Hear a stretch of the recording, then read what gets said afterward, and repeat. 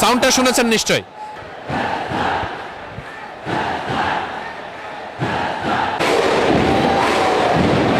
শব্দ শুনতে পাচ্ছেন?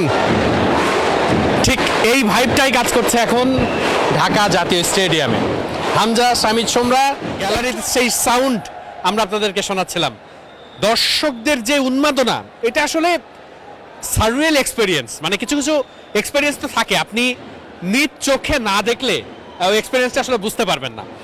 এই জায়গায় আসলে দর্শক যে ঢোকার ব্যবস্থাপনা, সেটাতে আসলে অনেক ত্রুটি আছে। কারণ 30,000 মতো দর্শক এখানে ভেতরে প্রবেশ করতে পারেন, সেই অ্যাবিলিটি এই মানে স্টেডিয়ামের গ্যালারির আছে, কিন্তু যে প্রবেশ পথগুলো সেগুলো আসলে তেমন বড় বা প্রসারিত না, বেশ সংকুচিত। এবং যে কারণে বেলা 3টা থেকে দর্শকদের জন্য সময় বেঁধে দেওয়া হয়েছিল, মানে আপনি 5 ঘন্টা আগে থেকেই মাঠে আসতে পারবেন, কিন্তু সেটা দর্শকদের জন্য খুব একটা কাজে লেগেছে বলে আসলে মনে হয় না। আমার ঠিক সামনে মানে ক্যামেরা পার্সন যিনি আছেন তার ঠিক পেছনে হাজার হাজার মানুষ, এবং তাদের নিয়ন্ত্রণ করতে, মানে এটা শুধু স্টেডিয়ামের এরিয়ার মধ্যে যারা প্রবেশ করেছেন তাদের চিত্র দেখাচ্ছি, এবং তাদের নিয়ন্ত্রণ করতে পুলিশ হিমশিম খাচ্ছে এবং অসংখ্য পুলিশ তারা সেখানে দাঁড়িয়ে গেছেন।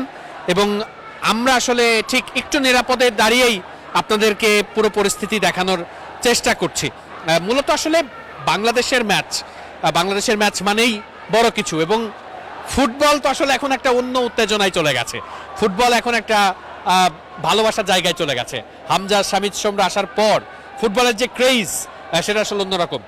ভিডিও শুরুতে যেই সাউন্ড পাচ্ছিলেন দর্শকদের, এমন মুহুর্মুহু সাউন্ড, এমন মুহুর্মুহু গর্জন দর্শকদের প্রথম থেকেই ছিল।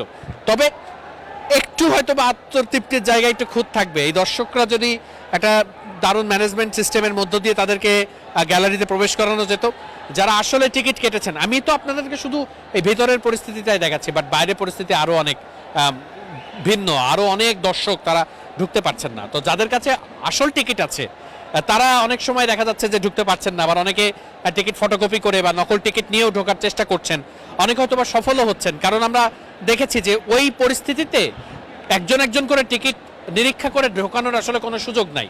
তো আলটিমেটলি অনেক দর্শকই আছেন যারা টিকিট না কেটেই হয়তো বা ঢোকার সুযোগটা পেয়ে যাচ্ছেন, এবং সেটা যারা মূল টিকিটধারী তাদেরকে কিন্তু ভেতরে প্রবেশ করতে বাধা দিচ্ছে।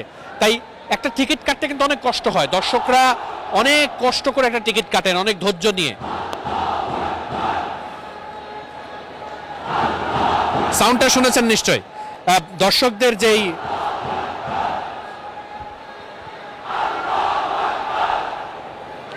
সেই সাউন্ড আমরা দেখছিলাম।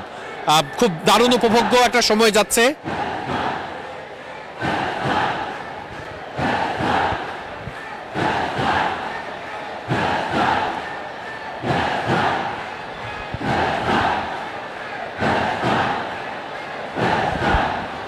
অনেক আপডেট আসলে আপনাদেরকে আমরা দেখানোর চেষ্টা করেছি। আপাতত এই পর্যন্তই আমাদের আপডেট ছিল। জাতীয় স্টেডিয়াম ঢাকায় এই মুহূর্ত আসলে ফুটবল জ্বরে কাঁপছে, সেই জ্বরেই হয়তো আমরা ঘামছি। আমাদের সাথে থাকুন, আমরা আরও আপডেট আপনাদেরকে জানানোর চেষ্টা করব। মিডফিল্ডের পর্দায় চোখ রাখুন।